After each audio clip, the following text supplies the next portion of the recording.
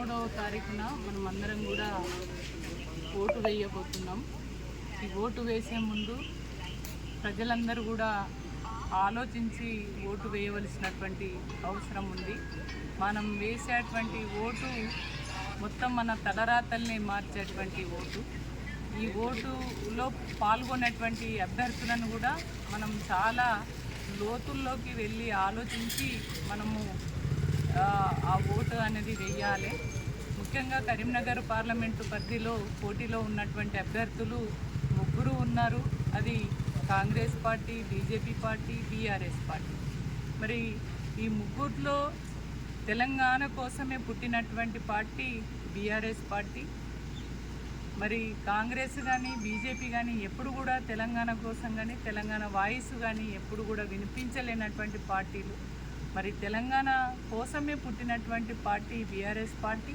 ఈ BRS party అభ్యర్థి బాగా చదువుకున్న వ్యక్తి, అడ్వకేటు, తెలంగాణ సమస్యల పట్ల పూర్తి అవగాహన ఉన్నటువంటి వ్యక్తి. తెలంగాణ ఉద్యమంలో ముందున్నాడు. తెలంగాణ వచ్చిన తర్వాత 5 సంవత్సరాలు ఒక పార్లమెంటు సభ్యుడిగా తెలంగాణకు కావాల్సినటువంటి నీళ్ల గురించి, నిధుల గురించి, తెలంగాణకు రావాల్సినటువంటి హక్కుల గురించి ఎప్పటికప్పుడు పార్లమెంటులో మాట్లాడి ఒక బలమైనటువంటి వాయిస్ వినిపించినటువంటి వ్యక్తి బోయినపల్లి వినోద్ కుమార్ గారు. కాబట్టి బోయినపల్లి వినోద్ కుమార్ గారి గుర్తు కారు గుర్తు. తెలంగాణ ప్రజలందరం కూడా మనం కారు గుర్తును గెలిపించుకోవాలి. తెలంగాణ రాష్ట్రాన్ని మరొక్కసారి కాపాడుకోవాల్సినటువంటి అవసరం ఉంది. ఎందుకంటే ఒక ప్రమాదం కూడా పొంచి ఉన్నది. ఎందుకు అంటున్నంటే మనం అందరం కూడా కొట్లాడి తెచ్చుకున్న తెలంగాణ ఇచ్చినప్పుడు కాంగ్రెస్ పార్టీ వాళ్ళు కండిషన్ పెట్టింది. ఏది? తెలంగాణ రాష్ట్రం ఇచ్చే ముందు ఉమ్మడి రాష్ట్ర రాజధానిగా హైదరాబాదును 10 సంవత్సరాలు కండిషన్ పెట్టడం జరిగింది.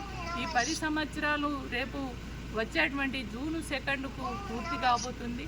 మరి పూర్తి అయిన తర్వాత మన హైదరాబాదును మనకు అప్పగిస్తే మంచిదే. కానీ మనకు అప్పగించకుండా రేపు వాళ్ళు ఒక ప్రమాదకరమైనటువంటి ఆలోచన చేస్తున్నట్టుగా ఇవాళ మనకు సమాచారం వస్తుంది. ఎందుకంటే హైదరాబాదు ఒక ఆదాయంతో కూడుకున్నటువంటి హైదరాబాదు. దీన్ని ఎందుకంటే దాన్ని ఇంకా పొడిగించడం కానీ, లేదంటే ఇవాళ అప్పుడు సమైక్య వ్యాధి అయినటువంటి చంద్రబాబు నాయుడు, ఆయన శిశువుడైనటువంటి రేవంత్ రెడ్డి, అదేవిధంగా నరేంద్ర మోడీ గారు వీళ్ళు బదురుకొని రేపు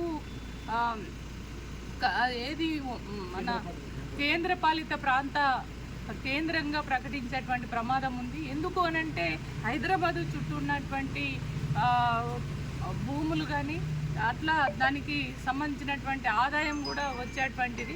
ఎందుకంటే తెలంగాణ రాష్ట్రానికి ఒక తలకాయ లాంటిది హైదరాబాదు. కాబట్టి ఆ కేంద్ర పాలిత ప్రాంతం చేసినప్పుడు వాళ్ళకు ఇక అక్కడి వరకే చూసుకుంటాం, మాకు జిల్లాలు ఎందుకు, తెలంగాణ ప్రజలతోటి మాకేం అవసరం అనేటువంటి ఆలోచనలో వాళ్ళు చేసేటువంటి ఆలోచన ఉంది. ఆ టైంలో మనం కొట్లాడుకోవాల్సినటువంటి అవసరం ఉంది.